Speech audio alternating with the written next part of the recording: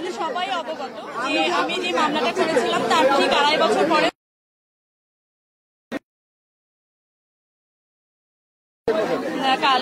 কালকে হচ্ছে গ্রেপ্তারি পরোয়ানা জারি করা হয়, ওয়ারেন্ট হয় আমার নামে।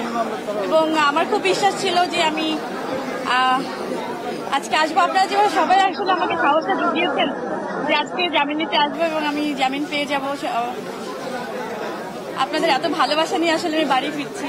এরকম একটা জয় নিয়েও যেন আমি বাড়ি আসলে ফাইনালি ভালোবাসা থাকতে দোয়া।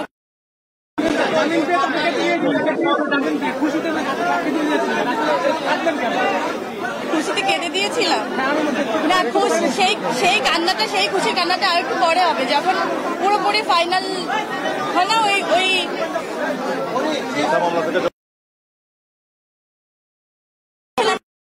একটা প্রশ্ন, আপনার ওই মামলা থেকে আসলে ওই মামলাকে আপনাকে দমানোর জন্য কি এই মামলাকে কি পরেই একটা পাল্টা মামলা করা হলো শুধু দমনের জন্য, তার কিছু না। এবং এটা বিচারাধীন। আমার বিশ্বাস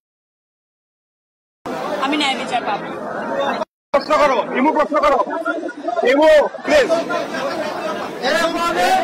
এই জায়গাটায় দাঁড়িয়ে এই মামলাটা নিয়ে সবচেয়ে যদি বলতে চাই কথা বলে ফেলতে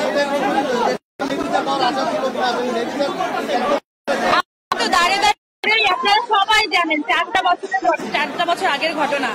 আমি দাঁড়ে ঘুরে শেষ পর্যন্ত এই আদালতকেই আসলে আমার মনে হয়েছে যে আমি এখান থেকে ন্যায় বিচার পাবো। আমি এখান থেকে আশাহত চাই না, মানে আমি সত্যি আশা হারাতে চাই না। আমার এখন বিশ্বাস নেই, থাকতে চাই যে শেষ পর্যন্ত সত্যের জয় হোক।